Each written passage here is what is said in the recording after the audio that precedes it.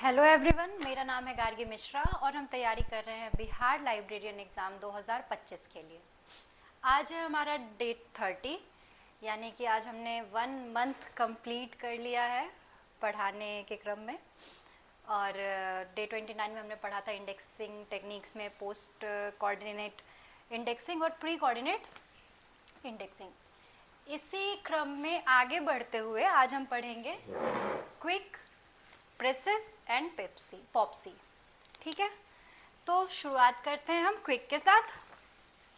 ये क्या है? इंडेक्सिंग।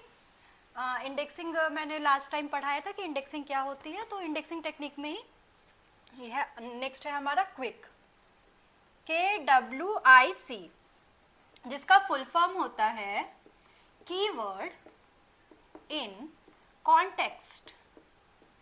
कीवर्ड इन कॉन्टेक्स्ट, ठीक है। क्विक का full form keyword in context. आगे बढ़ते हैं। अब नाम तो आपने जान ही लिया, अब इसकी परिभाषा देखते हैं कि परिभाषा क्या है, डेफिनेशन। यह एक ऑटोमेटिक इंडेक्सिंग टेक्निक है। इंडेक्सिंग टेक्निक है। जब मैंने आपको इंडेक्सिंग पढ़ाया था तो मैंने बताया था आपको मौखिक रूप से ही कि जो इंडेक्सिंग है वो दो तरह से कर सकते हैं। एक तो हमारी होती है ऑटोमेटिक, यानी कि कंप्यूटर की मदद से, और एक होती है मैनुअल, जो हम लोग लिख के हाथ से कार्ड कैटलॉग वगैरह के रूप में करते थे। ठीक है, तो सबसे पहली बात है क्विक क्या है। क्विक यह एक ऑटोमेटिक इंडेक्सिंग टेक्निक है, यानी कि कंप्यूटर के सहारे होती है, जिसमें किसी वाक्य यानी कि सेंटेंस, शीर्षक या डॉक्यूमेंट के मुख्य शब्द को हम क्या बोलते हैं? मुख्य शब्द का मतलब होता है कीवर्ड्स। ठीक है, जो मेन जो वर्ड्स होते हैं उनको हम लोग बोलते हैं कीवर्ड्स। आजकल आप जब YouTube वगैरह पे या इंस्टा वगैरह पे जब आप कोई पोस्ट भी, अगर आप कुछ कंटेंट अपलोड करते हो तो पहले हैशटैग्स चलते थे, अभी भी हैशटैग्स चल रहे हैं, बट उससे भी ज़्यादा आजकल चल रहा है कीवर्ड्स। ठीक है, तो यानी कि जो अगर जैसे कि मैं पढ़ा रही हूँ, ठीक है, तो मैं जैसे अगर YouTube पे इस वीडियो को डालूंगी तो मैं इसमें कीवर्ड्स यूज़ करूँगी। जैसे कि इसमें कीवर्ड क्या हो जाएगा? क्विक आ जाएगा। मैं पॉप्सी पढ़ाऊँगी, वो पॉप्सी कीवर्ड आ जाएगा, लेकिन सर्चेबल रहे। अगर कोई वीडियो में सर्च करता है कोई लाइब्रेरी साइंस का स्टूडेंट कि क्विक के बारे में जानना है, तो मेरे इस वीडियो के कीवर्ड्स में क्विक रहेगा तो वो तुरंत उसे मिल जाएगा। ठीक है, तो मुख्य शब्द, कीवर्ड को केंद्र में रख के, कीवर्ड को केंद्र में रखकर उसके आसपास का संदर्भ रखा जाता है। ठीक है, क्लियर है कि क्विक क्या है? क्विक का पहले तो फुल फॉर्म हम लोग जान लेंगे, कीवर्ड इन कॉन्टेक्स्ट, और इसकी परिभाषा है कि यह एक ऑटोमेटिक इंडेक्सिंग टेक्निक है जो ऑटोमेटिकली ही बनती है और जिसमें किसी वाक्य के शीर्षक या डॉक्यूमेंट के मुख्य शब्द को, जो कीवर्ड रहता है, उसको केंद्र में रखकर और उसके आसपास के संदर्भ को रखा जाता है कि और उसके बारे में जो भी जानकारी रहती है वो आसपास में रहती है, लेकिन जो जैसे पूरा डेफिनेशन है मेरा, ठीक है, इस डेफिनेशन में मान लीजिए कि क्विक और ऑटोमेटिक इंडेक्सिंग टेक्निक, ये मेरा कीवर्ड हो गया, और जो ये अगल बगल का है ये आसपास का संदर्भ हो गया। तो इसका आप स्क्रीनशॉट्स लीजिए, फिर हम आगे बढ़ते हैं। क्विक वह प्रणाली है जिसमें किसी वाक्य के मुख्य शब्द को बीच में रखकर उसके पहले और बाद के शब्दों को दर्शाया जाता है ताकि उसे उपयोगकर्ता को उसकी पूरी जानकारी मिल सके। ठीक है, मतलब मोटा मोटी शब्दों में अगर कोई पूछे कि क्विक क्या है, तो क्विक जो है वो एक ऐसा प्रणाली है, सिस्टम है, इंडेक्सिंग की टेक्निक है, जिसमें हम क्या करते हैं, जो मुख्य शब्द रहता है उसको बीच में रखते हैं और उसके अगल बगल के शब्दों को, पहले और बाद के शब्दों को आसपास में रखकर हम ये प्रणाली बनाते हैं ताकि इससे क्या हो सके, उपयोगकर्ता को तुरंत ही वो जानकारी मिल सके। आगे बढ़ते हैं क्विक में। हम क्विक का हम आगे का देखते हैं, एग्जाम्पल्स वगैरह हम लेंगे ताकि और चीज़ें क्लियर हो। पहले तो हम इसका उद्देश्य देखते हैं, ठीक है, फिर उसके बाद हम इसका एग्जाम्पल देखेंगे। उद्देश्य क्या है? फर्स्ट, उपयोगकर्ता को किसी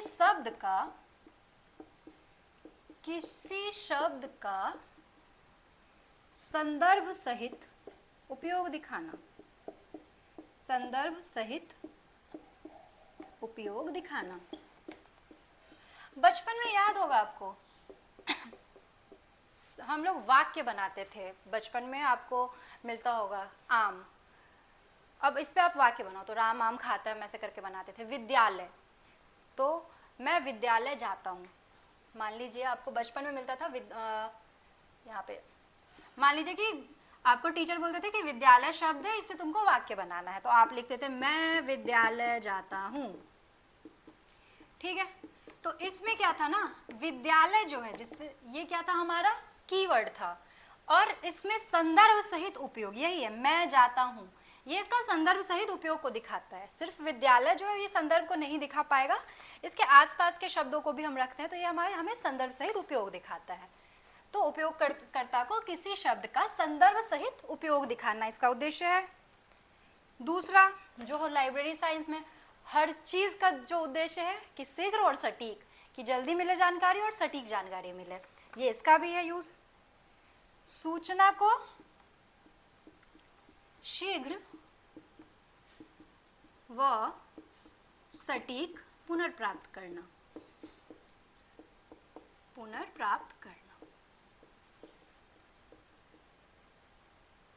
तीसरा, जो कि इसके परिभाषा में ही था, ऑटोमेटिक, तो कंप्यूटर आधारित सूचना प्रणाली में स्वचालित, यानी कि ऑटोमेटिक, स्वचालित अनुक्रमणिका तैयार करना। अनुक्रमणिका मतलब इंडेक्सिंग, अनुक्रमणिका तैयार करना। तो ये हमारे 3 उद्देश्य, किसी शब्द का संदर्भ सहित उपयोग दिखाना, सूचना को शीघ्र व सटीक पुनर्प्राप्ति करना, और कंप्यूटर आधारित अनुक्रमणिका तैयार करना स्वचालित, ठीक है।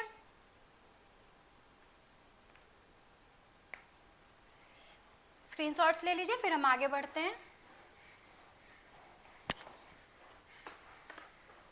उद्देश्य देख लिया हमने, इसमें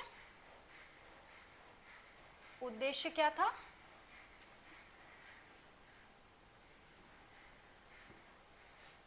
अब उद्देश्य के बाद हम चलते हैं विशेषताएं।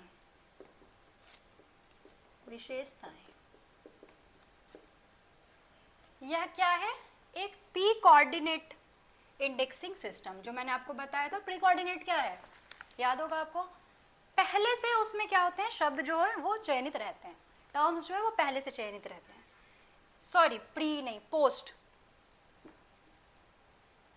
प्री गलती से मैंने बोला, पोस्ट क्या था कि टर्म्स दिए हुए होते हैं, उसको कैसे सजाना है वो हम टर्म्स पहले बनाते हैं, और बाद में यूजर जो है अपने हिसाब से उसको सजा के, अपने हिसाब से उसको एंड के साथ जोड़ के, और तब सर्चेबल फॉर्मेट में अपना देख लेते हैं। तो पोस्ट कोऑर्डिनेट इंडेक्सिंग सिस्टम है ये, पोस्ट कोऑर्डिनेट इंडेक्सिंग सिस्टम, ठीक है। कंप्यूटर द्वारा निर्मित, ये तो हम पहले भी देख चुके हैं, विशेषता में कंप्यूटर द्वारा निर्मित होती है ये, कंप्यूटर द्वारा निर्मित। मुख्य शब्द बीच में, मुख्य शब्द को बीच में रखा जाता है, और एक ही दस्तावेज में, यानी एक ही डॉक्यूमेंट में कई क्विक एंट्री बन सकती है। अब देखिए, अगर आपने ध्यान से पढ़ा होगा पोस्ट कोऑर्डिनेट, तो मैंने उसके एग्जाम्पल में बताया था कि जो लाइब्रेरियंस हैं वो टर्म्स दे देते हैं और उसको यूज़र अपने हिसाब से जोड़ देता है। तो जैसे मान लीजिए अगर 4 टर्म भी है तो पहले और तीसरे को जोड़ के, पहले और दूसरे को जोड़ के, तीसरे और चौथे टर्म को जोड़ के आप बहुत सारे एंट्रीज बना सकते हैं। तो सेम चीज़ यहाँ पे भी, अगर ये पोस्ट कोऑर्डिनेट इंडेक्सिंग सिस्टम है तो सेम चीज़ यहाँ पे भी अप्लाई हो रही है कि टर्म्स अगर आपको दिए हुए हों तो आप उसको अपने हिसाब से ऐड करके बहुत सारे क्विक एंट्रीज बना सकते हैं। ठीक है, तो इसका स्क्रीनशॉट्स लीजिए, फिर हम आगे चलते हैं। इसका संरचना कैसे होता है कि वाक्य में एक एक शब्द को अलग अलग टाइम पे सेंटर में लाया जाता है। ठीक है, जो मैंने पोस्ट कोऑर्डिनेट में पहले भी बताया था कि वाक्य में जो है मतलब जो भी शब्द है उसको बीच एक एक करके बीच में लाया जाता है और उसके आसपास वाले संदर्भ को अगल बगल में रखा जाता है और इस तरीके से हम लोग बहुत सारे एंट्रीज बना लेते हैं। तो अब हम देखते हैं इसका एग्जाम्पल। विशेषता देख लिया, उद्देश्य देख लिया, संरचना कैसी होती है ये देख लिया, परिभाषा देख लिया। तो अब हमारा बचा इसका एग्जाम्पल। एग्जाम्पल देखिए, शीर्षक का हम बनाते हैं मोस्टली। इंफॉर्मेशन, मान लीजिए कि ये कोई शीर्षक है, टाइटल है किसी बुक का, इंफॉर्मेशन टेक्नोलॉजी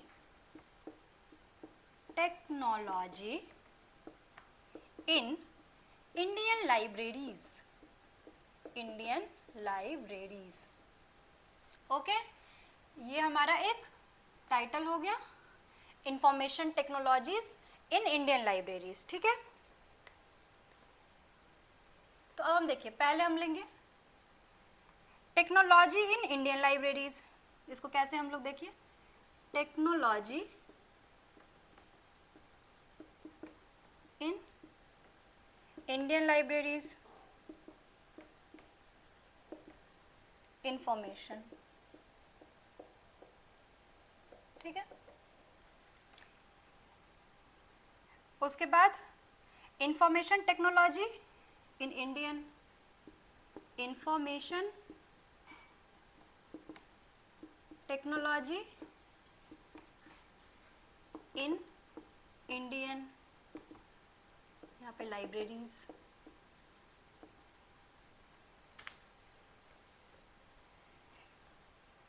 उसके बाद है Indian libraries, Indian libraries information technology,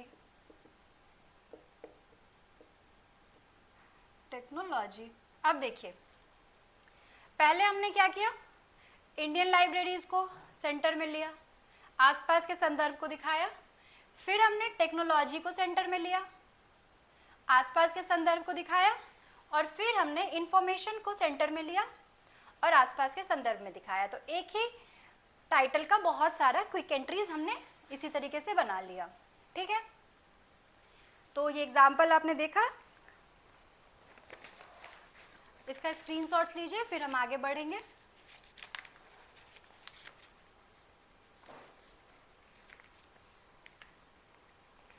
एक और चीज थोड़ा सा मैं बता देती हूँ, क्विक का ही जो दो और, अच्छा आगे लिख देती हूँ ये हटा के एग्जाम्पल के बाद।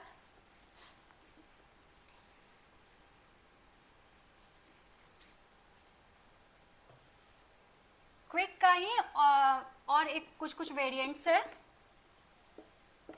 ये है KWOC, keyword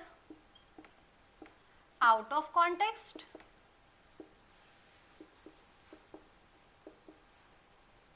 quack keyword, keyword along with context। इसमें क्या होता है, कीवर्ड को, कीवर्ड जो होता है उसको अलग अलग क्या किया जाता है, सूचीबद्ध किया जाता है बिना किसी संदर्भ के, और इसमें एक ही वाक्य में एक साथ किया जाता है, क्वॉक एंड क्वैक। ठीक है, स्क्रीनशॉट लीजिए, फिर आगे बढ़ते हैं।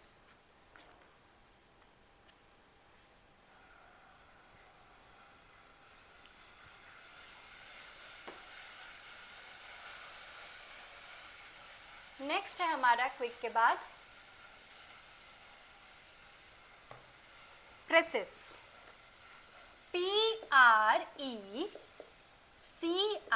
Presses. Preserved context indexing system.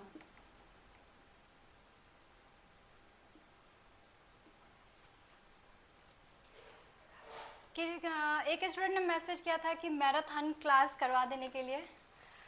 Actually मैं 1 घंटे का समय भी बहुत मुश्किल से निकाल पाती हूँ। 1 घंटा का वीडियो बनाने के लिए पहले पढ़ना पड़ता है खुद भी, उसके बाद आपको पढ़ाना पड़ता है, फिर वीडियो एडिटिंग पे वो पूरा टाइम जाता है कि एडिट करके उस हैशटैग कीवर्ड्स डिस्क्रिप्शन के साथ वीडियो डालना। तो वीकडेज़ में तो नहीं संभव है, लेकिन मैं वीकेंड्स पे ट्राई करूँगी कि मैं मैराथन क्लास कभी करवा दूँ या फिर कोई लाइव क्लास ले लूँ कभी, ताकि आपके पास जो भी क्वेरीज़ हो वो सॉल्व हो सके। तो मैं देखती हूँ कि किस दिन मैं मैनेज कर पाती हूँ, तो उस हिसाब से पहले ही मैं आपको बता दूँगी एक शॉर्ट्स के माध्यम से कि किस दिन मैं लाइव क्लास या मैराथन लेने वाली हूँ। ठीक है, तो प्रेसिस का हमने फुल फॉर्म देखा। प्रेसिस का पूरा नाम है प्रिजर्व्ड कॉन्टेक्स्ट इंडेक्सिंग सिस्टम। ठीक है, यह भी ऑटोमेटिक प्रणाली ही है। यह एक स्वचालित का अर्थ होता है ऑटोमेटिक, स्वचालित अनुक्रमण यानी कि इंडेक्सिंग सिस्टम है, ऑटोमेटिक इंडेक्सिंग सिस्टम है, अनुक्रमण प्रणाली है। ठीक है, जिसे ब्रिटिश लाइब्रेरी द्वारा 1970 के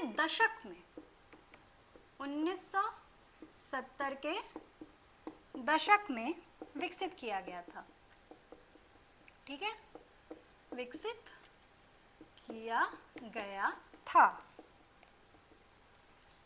ओके, स्क्रीनशॉट्स लीजिए।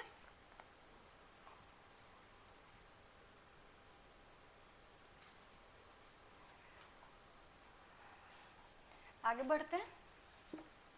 प्रेसिस जो एक ऐसी प्रणाली है ना जिसमें मूल संदर्भ को बनाए रखते हुए, कि मान लीजिए कि उस मूल क्या बोलते हैं उसको, मौलिकता को बनाए रखते हुए हम उसे इंडेक्सिंग और उसका एब्स्ट्रैक्ट दोनों तैयार करते हैं। मैंने आपको एब्स्ट्रैक्टिंग भी पढ़ाया था शुरुआती क्लास में ही, अगर आपको याद होगा तो।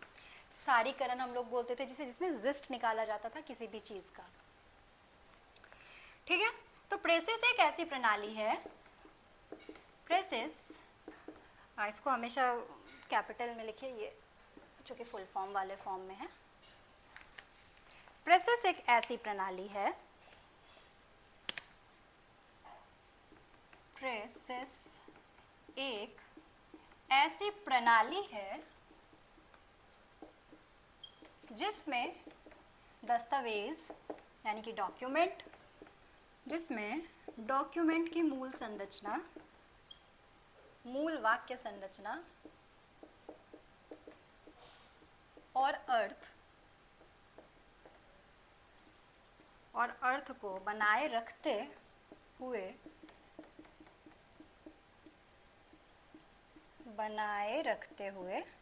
इंडेक्स यानी कि अनुक्रमणिका व एब्स्ट्रैक्ट तैयार किया जाता है। एब्स्ट्रैक्ट यानी कि सार, इंडेक्स व सार, एब्स्ट्रैक्ट तैयार किया जाता है। यानी कि जो भी वाक्य है उसका मूल संरचना और अर्थ को बनाए रखा जाता है और इंडेक्स और एब्स्ट्रैक्ट तैयार किया जाता है। ठीक है, स्क्रीनशॉट्स लीजिए।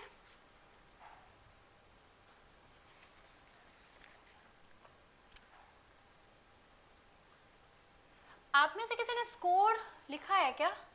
मैंने 2 या 3 दिन पहले जो लास्ट वीडियो था उस पर कहा था कि अगर आप लोग मॉक टेस्ट दे रहे हैं तो स्कोर ज़रूर लिखिएगा।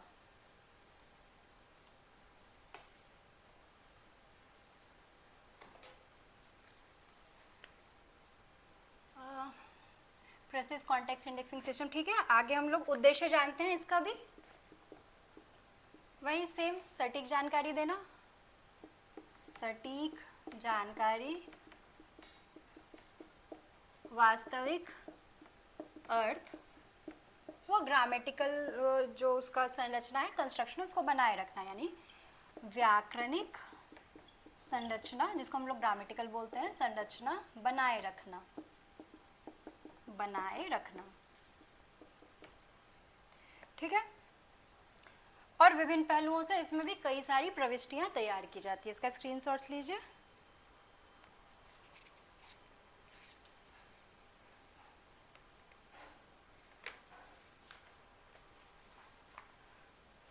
आगे बढ़ते हैं।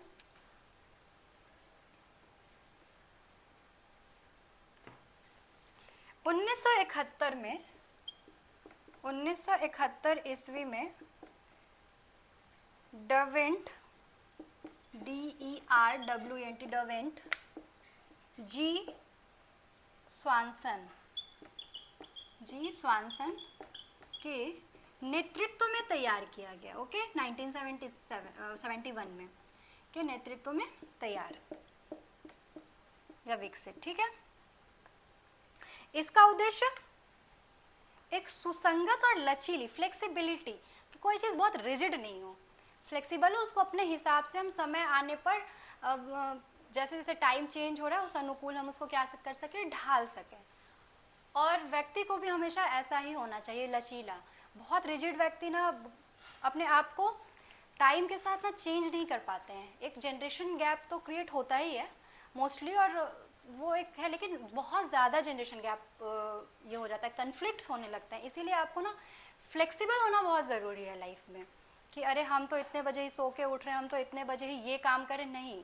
टाइम जैसा डिमांड करे उस हिसाब से आपको अपने आप को फ्लेक्सिबल रखना चाहिए, कि नहीं हम तो डेली जो है इतना बजे से इतना बजे तक ही पढ़ते हैं, चलिए ये ठीक है, लेकिन ये रिजिडिटी कितना बजे से इतना बजे तक ही पढ़ेंगे, बाकी टाइम में नहीं पढ़ेंगे, ये नहीं करना चाहिए। आज आपको कोई काम आ गया बाहर का, मान लो, ठीक है, उस टाइम में आप नहीं पढ़ पाए, आए फिर आप पढ़ लो।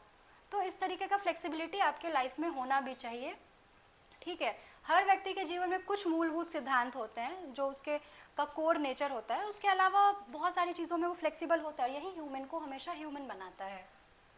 तो 1971 में डवेंट जी स्वेंसन के नेतृत्व में तैयार किया गया। एडेप्टेशन, हमेशा आपके अंदर ना एडेप्टेशन होना चाहिए किसी भी चीज़ को लेके, ठीक है। और अगर वो चीज़ नहीं रखोगे ना, डार्विन ने भी कहा था कि जो खुद को वातावरण के साथ अनुकूलित नहीं करते हैं वो क्या होते हैं, एक दिन विलुप्त हो जाते हैं। सेम चीज़ होता है कि मान लो अगर कोलन क्लासिफिकेशन या DDC कब बना, अगर वो लचीला नहीं होता, अगर उसमें सुधार की गुंजाइश नहीं होती, तो क्या वो इतने दिन तक टिक पाता? बिल्कुल नहीं टिक पाता। चूँकि समय के साथ वो कब एक 23 या कितने पन्नों से DDC शुरू हुआ और आज वो पूरा का पूरा कंप्यूटर सॉफ्टवेयर पे है, तो ये क्या दिखाता है? उसके अंदर लचीलेपन को दिखाता है, और इसीलिए आज तक उसका अस्तित्व है, ठीक है। तो आगे बढ़ते हैं।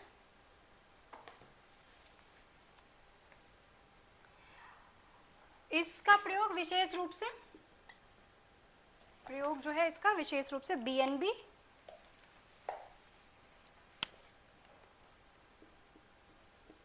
इसका प्रयोग विशेष रूप से BNB, ब्रिटिश नेशनल बिब्लियोग्राफी में किया गया, ठीक है। बिब्लियोग्राफी में किया गया प्रोसेस का, ओके, इम्पॉर्टेंट है ये। आगे बढ़ते हैं। इसका पहले हम उदाहरण देख लेते हैं, फिर नेक्स्ट चीज़ हम करेंगे इसी में, तो चीज़ें और क्लियर होंगी। BNB याद रखिएगा, ब्रिटिश नेशनल बिब्लियोग्राफी। जैसे हर कंट्री का अपना एक नेशनल बिब्लियोग्राफी है, जैसे INB इंडियन नेशनल बिब्लियोग्राफी, वैसे BNB British national bibliography. Example लिखिए इसका, use of solar energy in agriculture in India, ठीक है। ये हमारा एक शीर्षक है। अब देखिए इसका प्रेसिस इंडेक्स एंट्री हम लोग कैसे बनाएंगे, प्रेसिस इंडेक्स एंट्री इसका हम कैसे बनाएंगे। Energy, solar,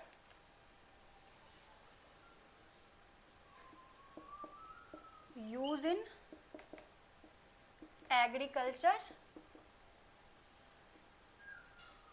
in India. ठीक है, देखिए वाक्य संरचना बनी हुई है इसमें, और समय हमने इन सब चीज़ों को हटाया था, बट यहाँ पे देखिए वाक्य संरचना बनी हुई है, हमने बस मेन मेन वर्ड्स को नहीं उठाया है, बल्कि पूरे के पूरे वाक्य को किया है। फिर agriculture, use of solar energy in India, in India, इसमें भी सेम चीज। फिर India, use of solar energy in agriculture. अब देखिए, आप इनको देखोगे ना, इन एग्जाम्पल्स को, तो एनर्जी, सोलर एनर्जी है ये, use in agriculture in India, मतलब बन रहा है इसका कि use in agriculture in India, यानी सोलर एनर्जी का उपयोग जो है वो भारत में कृषि में उपयोग, ठीक है, एग्रीकल्चर खेती, use of solar energy in India, यानी कि इंडिया में सोलर एनर्जी का उपयोग। फिर India, use of solar energy in agriculture, यानी कि कृषि में सोलर एनर्जी का उपयोग। तो इसने क्या अपना व्याकरण भी, अपने ग्रामर भी इसने अपना बना के रखा और इसका अर्थ भी बना के रखा। तो प्रेसिस में यही चीज़ मेन है कि अपना ग्रामर और इसका अर्थ दोनों को बना के रखता है। और इसमें भी मल्टीपल एंट्रीज होते हैं, जैसे कि आप लोग देख पा रहे हैं कि एक टाइटल से हमने 3-3 एंट्रीज बनाई है। स्क्रीनशॉट्स लीजिए।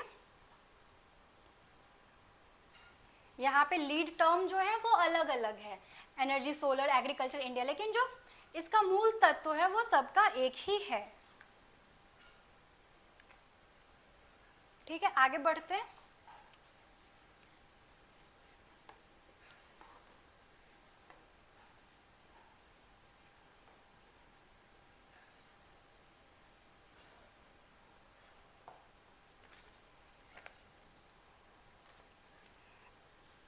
प्रेसिस में जैसे अभी हमने ना क्विक का पढ़ा था कि कैसे ये स्ट्रक्चर क्या होता है उसका, तो जो मेन सेंटेंस है वो बीच, मेन शब्द कीवर्ड बीच में होता है और अगल बगल वाला संदर्भ बनाए रखता है। तो सेम चीज़ हम यहाँ पे भी इसका स्ट्रक्चर पढ़ रहे हैं कि मेन इसमें क्या होता है। तो इसमें एलिमेंट्स होते हैं कुछ कुछ, इसके फिक्स्ड एलिमेंट होते हैं। ठीक है, प्रेसिस में फिक्स्ड एलिमेंट है कुछ। लीड टर्म, जिसको हम मुख्य शब्द बोलते हैं, लीड टर्म मुख्य शब्द। क्वालिफायर, क्वालिफायर यानी कि विशेषण। डिस्प्ले लाइन और कॉन्टेक्स्ट प्रिजर्वेशन।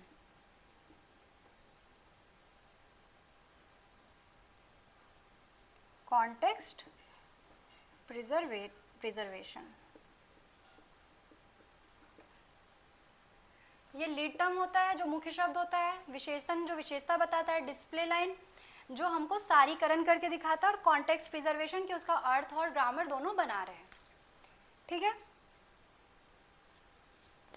याद रखिएगा प्रेसिस से इंडेक्स और एब्स्ट्रैक्ट दोनों बनाए जाते हैं, और यह एक जो प्रेसिस है अभी हम लोग इंडेक्सिंग टेक्निक के अंतर्गत पढ़ रहे हैं। आगे बढ़ते हैं।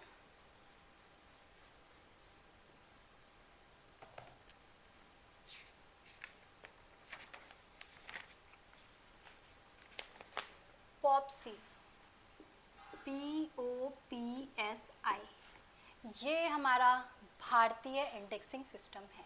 ठीक है, पॉप्सी किसने दिया था?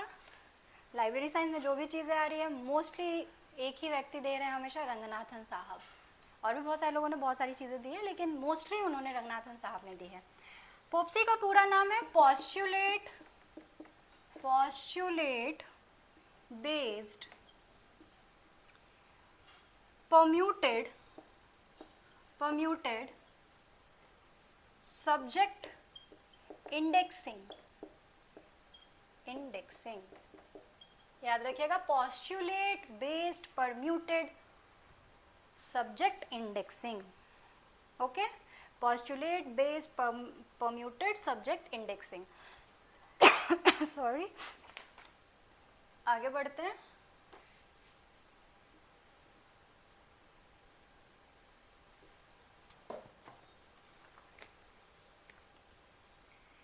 परिभाषा लिखिएगा, परिभाषा लिखिएगा। यह एक ऐसी प्रणाली है,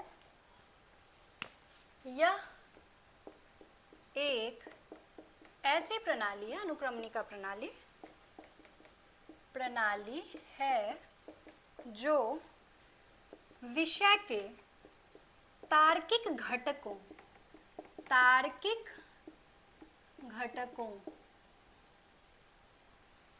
तार्किक घटकों पोस्टुलेट,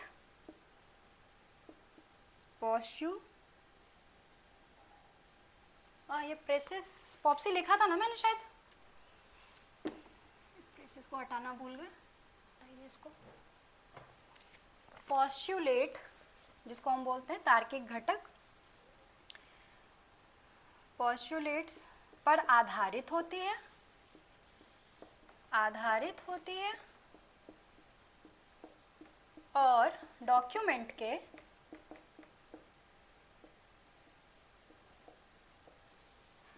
सब्जेक्ट टर्म को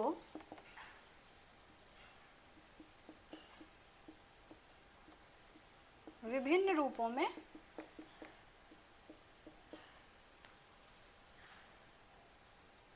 पुनः संयोजित करके, पुनः संयोजित यानी परम्यूट, पुनः संयोजित, ये वही वाला है, परम्यूटेशन कॉम्बिनेशन आपने पढ़ा होगा 12th में, वही वाला परम्यूट है, संयोजित यानी कि परम्यूट करके इंडेक्स एंट्री तैयार की जाती है, इंडेक्स एंट्री तैयार की जाती है। इसके नाम के फुल फॉर्म में ही इसका पूरा का पूरा एक्सप्लेनेशन है। यह एक ऐसी प्रणाली है जो विषय के तार्किक घटकों, जो पोस्टुलेट्स हैं, तार्किक घटक हैं, पर आधारित होती है और डॉक्यूमेंट के सब्जेक्ट टर्म्स को, जो उसका सब्जेक्ट टर्म होता है दस्तावेज का, उसको विभिन्न रूपों में रीअरेंज करके, संयोजित करके इंडेक्स एंट्री की जाती है इसमें। ठीक है, स्क्रीनशॉट्स लीजिए।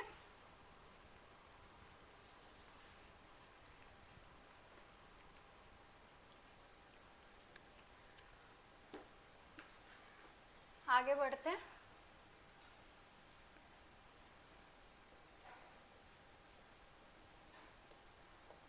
आगे बढ़ा जाए।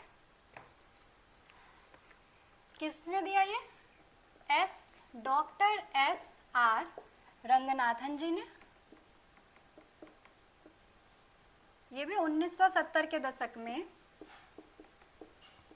1970 के दशक में DRTC, याद रखिएगा, बहुत इंपॉर्टेंट इंस्टीट्यूट है DRTC, documentation research and training centre, and training centre, DRTC पढ़ाऊंगी मैं ये सारा चीज़, इंस्टॉक, देसी डॉक वगैरह। DRTC बेंगलुरु में विकसित हुआ, किनके द्वारा? रंगनाथन जी द्वारा DRTC में 1970s के दशक में विकसित हुआ, विकसित हुआ। और इसका जो आधार है फैसेट एनालिसिस, कोलन क्लासिफिकेशन के टाइम में आपने फैसेट एनालिसिस पढ़ा होगा, PMEST। इसका आधार फैसेट एनालिसिस, इसका आधार फैसेट एनालिसिस और पोस्टुलेट्स हैं, पोस्टुलेट्स हैं। जो भी तार्किक तथ्य होते हैं ना, तर्क के द्वारा जो तथ्य दिए जाते हैं उनको हम पोस्टुलेट्स बोलते हैं। ठीक है, पोस्टुलेट्स हैं। मैथ्स में भी आपने बहुत सारी पोस्टुलेट्स पढ़े होंगे 9th 10th वगैरह में। फैसेट एनालिसिस और पोस्टुलेट्स हैं जो कोलन क्लासिफिकेशन से प्रेरित हैं। ठीक है, जो कि कोलन क्लासिफिकेशन से प्रेरित हैं, याद रखिएगा। रंगनाथन जी द्वारा दिया गया, 1970s के दशक में DRTC बेंगलुरु में विकसित हुआ। आधार जो है इसका फैसेट एनालिसिस और पोस्टुलेट्स है, और किससे प्रेरित है? Colon classification. कोलन क्लासिफिकेशन आपको याद होगा, ये क्लासिफिकेशन की टेक्निक थी। ठीक है, आगे बढ़ते हैं अब हम।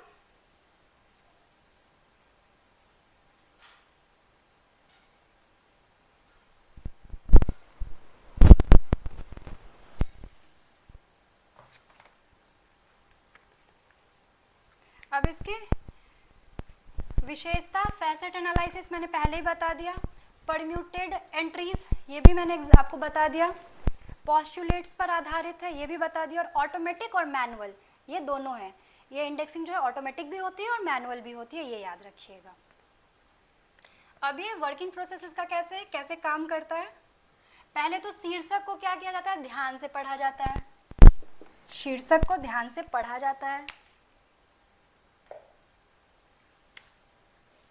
शीर्षक ध्यान से पढ़ना, मुख्य विषय वस्तु निकालना, मुख्य विषय वस्तु निकालना सेकेंड स्टेप में। आफ्टर दैट विषय को फैसेट में बांटा जाता है, जो विषय वस्तु हमने निकाला उसको फैसेट में बांटा जाता है, फैसेट में बांटना। एग्जाम्पल, क्रिया, वस्तु, स्थान, समय आदि, वही PMEST, वस्तु, सामान सॉरी स्थान, समय आदि। और उसके बाद फिर इनको घुमा फिरा कर परम्यूट करके अलग अलग इंडेक्स एंट्री बनाई जाती है। फिर परम्यूट करके मतलब आप सीधा शब्द समझिए, घुमा फिरा कर, यानी कि घुमा फिरा कर इंडेक्स एंट्री बनाई जाती है। ओके, थोड़ा एग्जाम्पल देखेंगे और क्लियर हो जाएगा। इंडेक्स एंट्री बनाई जाती है, 4 स्टेप हो गए इसके। शीर्षक ध्यान से पढ़ना, विषय वस्तु निकालना, फैसेट में बांटना और घुमा फिरा कर इंडेक्स एंट्री उसके बाद बनाई जाती है इसके। स्क्रीनशॉट्स ले लीजिए फिर हम आगे बढ़ते हैं। एग्जाम्पल देख लेते हैं हम इसका।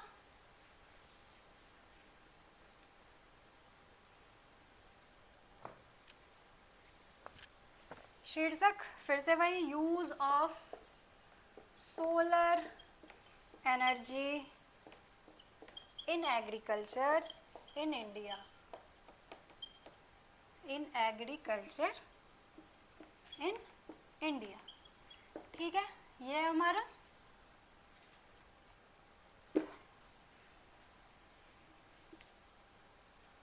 अब इसमें हम क्या करेंगे, पहले फैसेट एनालिसिस करेंगे। क्रिया क्या है, यूज, थिंग क्या है, वस्तु, सोलर एनर्जी, वही PMEST, ये एनर्जी हो गया, ये हमारा पर्सनालिटी हो गया, स्पेस हमारा क्षेत्र, एग्रीकल्चर किस क्षेत्र में आ गया, ये एग्रीकल्चर, और स्थान इंडिया। ठीक है, ये 4 पहलू हैं इसके। ये हमने सबसे पहले छाट लिया, क्रिया, थिंग, क्षेत्र, स्थान।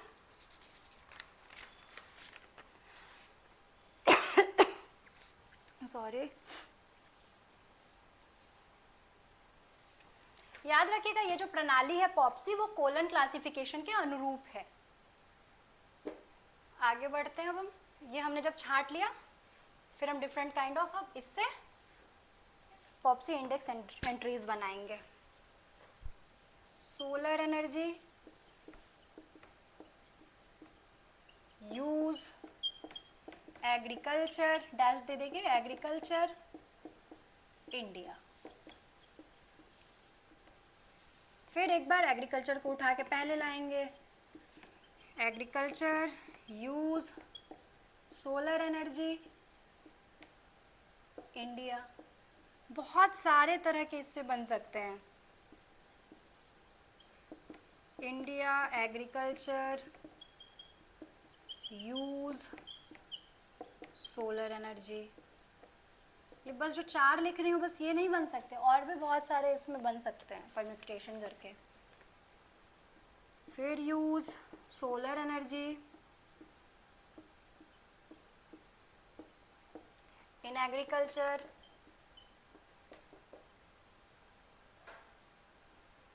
In India. ठीक है, इस तरह से हम बहुत सारे इंडेक्स एंट्रीज बना सकते हैं। ओके,